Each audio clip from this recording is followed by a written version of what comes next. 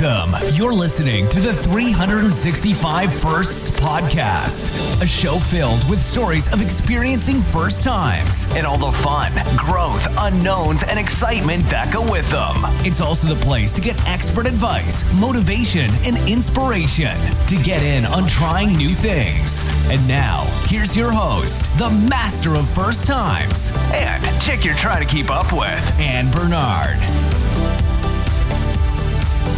Yes, indeed. The chick you want to keep up with and the voice you want in your head, because I am the voice that tells you you can. Welcome to another episode of the 365 First podcast and the Expert Advice Before Your First Time series. I am your host, Ann Bernard. The topic of today's show is near and dear to my heart, because one of the first things I remember wanting to be when I was a kid was a writer.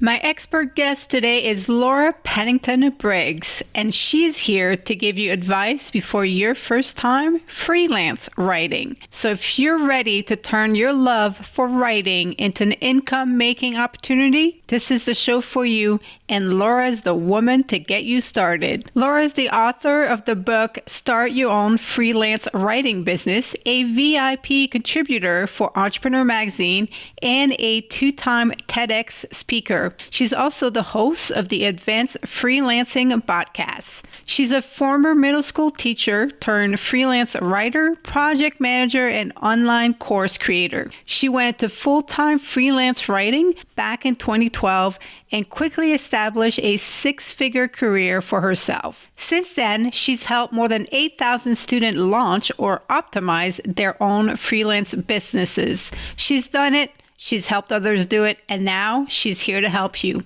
Welcome to the show, Laura. Thank you so much for having me. I'm so excited to talk with you. Yay! Let's take you down the memory lane and share with us how you got your start into freelance writing. For me, it was literally a Google search. I started off, I wanted to be a teacher, so I started thinking about what other skills did I have? I'd always liked writing and reading and editing. So I thought maybe that would be the easiest way for me to break into extra work. But I really didn't think of it as a career option. There's a lot of myths and misconceptions out there that writers in particular don't get paid well. There's not a lot of money in it. You'll struggle as a starving artist, And so I always thought it would just be a little bit of extra cash here and there. And I was really surprised by how high the demand was. Yeah. So when I was a kid, that's what I wanted to be, was a writer. And that's exactly what I heard from my parents. You're not going to make any money. It's not a valid career. And I'm not trying to blame my parents, but yeah, they discouraged me. And I think that maybe there was a time when that was potentially true, but I think the internet has changed everything because there is such a need for so many different types of content with online marketing that it's really expanded the whole opportunity for a lot of people. All right. So let's talk about, how does someone know if they have what it takes to be a freelance writer? If you always meet deadlines, even when other people don't, that's a really good sign that you'd be good at keeping organized as a freelance writer. Okay. But what about my writing skills themselves, right? So how do I know I'm not delusional and that I can actually write? Client is hiring you to publish content on their website, their email newsletter list, their blog. They want you to have good grammar skills, good punctuation. So it is important to have a good baseline. But that and a love of writing and a willingness to learn is really all you need. So you can learn different types of writing. Yeah. I'll hop in there because there are a lot of apps now for that. Do you recommend any of those? Do you think they're worthwhile? Yeah, there are some apps that are out there that can help you. Grammarly installed on my computer. So it doesn't just check my Word documents. It checks things I type in WordPress. It checks my emails as well, my Google Docs. So sometimes I've noticed it's not always accurate, but there are apps that can help you. You have to think too about who you're writing for. If you're writing for an audience that's reading an article on their phone, you want to have scannable content. You want to have relatively short sentences. Think about what you like to read when you're creating online content. Okay. So is that your recommended way to start then, is to go for online content? What if I'm thinking, well, I want to be published in a magazine, I want to write an ebook? Where's a good starting point? I like things like blogs and website content pages as a starting point because they're short, easier learning curve. Writing a book or even writing a white paper or writing sales copy So if you're starting off as a freelancer, you are now competing with all the journalists who are not making good wages in the newsroom or who have been laid off, who have much more experience than you do, and they're really hungry to land those freelance gigs. So I strongly recommend going for online content. That has definitely opened up the field for freelance writing, all of the blogs that are out there, because it is extremely difficult to keep up on content on the blog. Now, it's also extremely difficult to have original content. And I know that's one of the big requirements if somebody's going to hire you is that they're looking for original content. So what is your words of wisdom and advice there to ensure that you are in a niche that where you can create original content?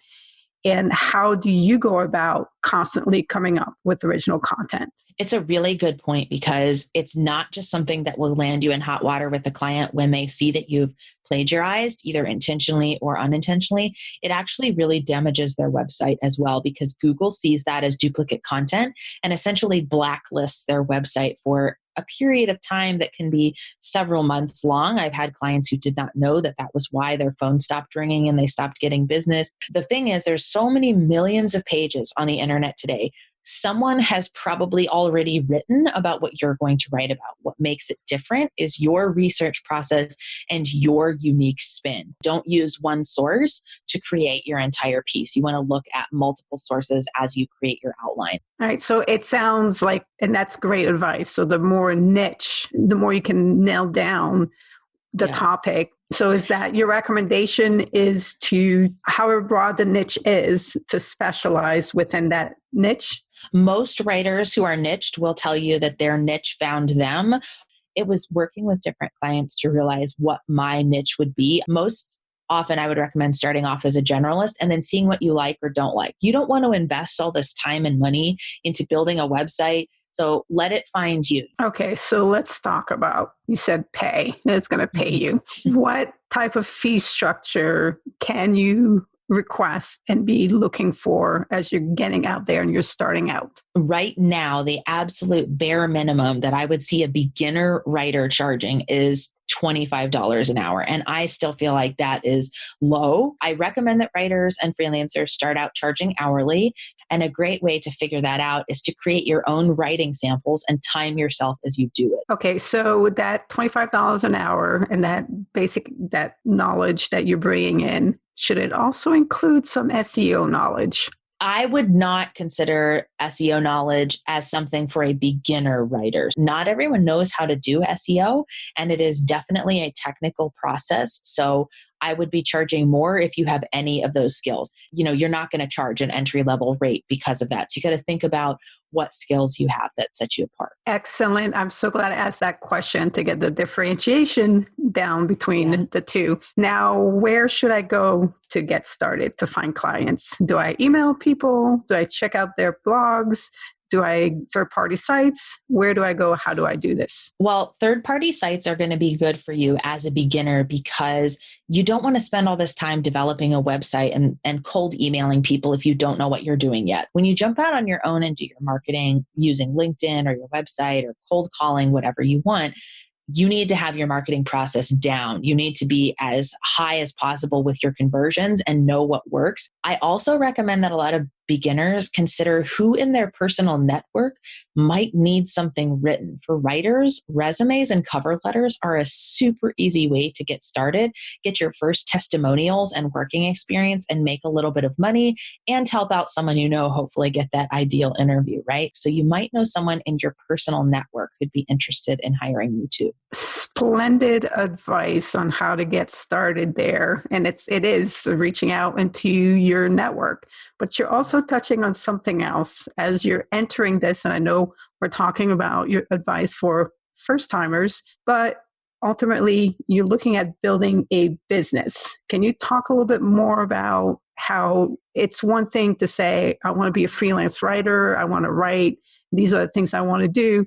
But now there's a back end to what you're doing because you're establishing a business. Treating it like a business from day one is important because the IRS considers you a business after you've earned $600 in 1 year. Treating yourself like a business also helps with your internal confidence too.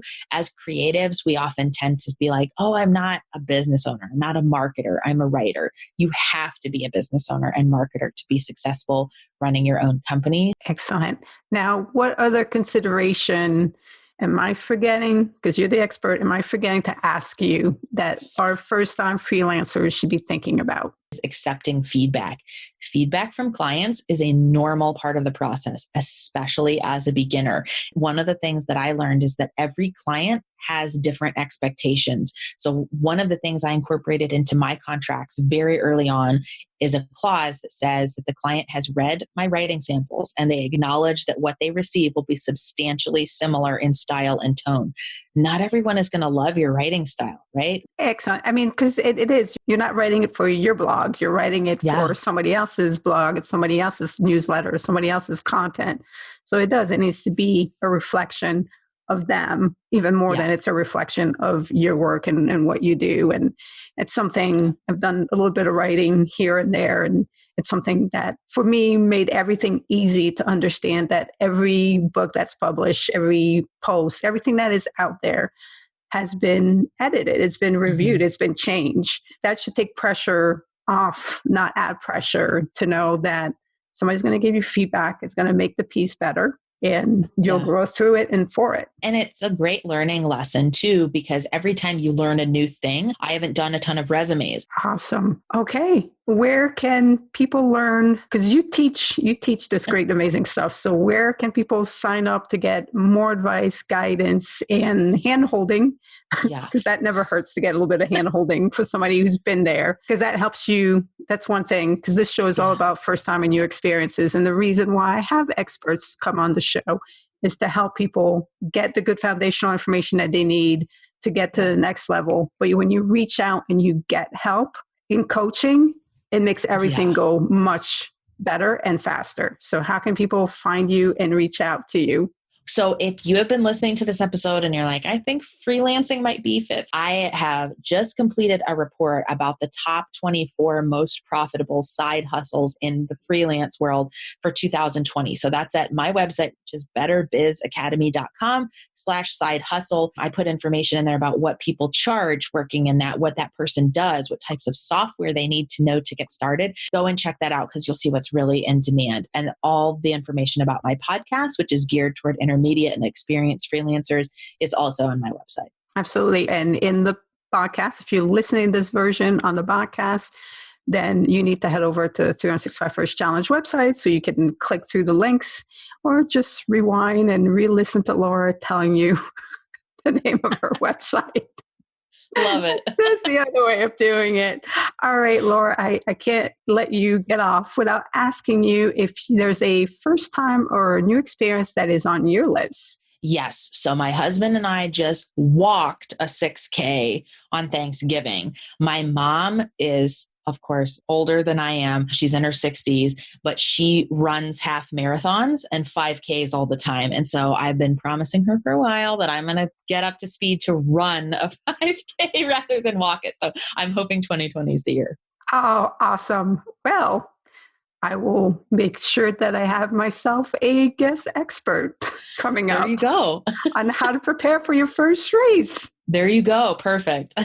Awesome.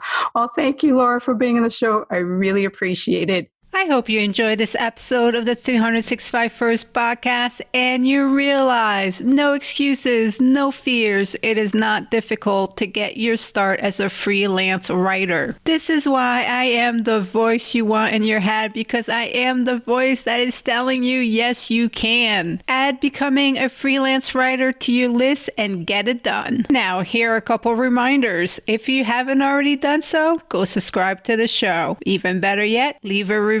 If you're busy getting out there and having first time and new experiences, I want to hear from you. I would love to have you on the show. Email me, contact@365firstchallenge.com. Until next time, get busy having first times. You've been listening to the 365 Firsts podcast. Hope you've gotten inspired to start your journey of first times and new experiences. Join the 365 Firsts Challenge by downloading the app at your local app store. Check out Next Level Firsts Coaching for additional assistance. Contact us if you want to share the stories of your latest firsts on the show. Now, go get busy having new experiences.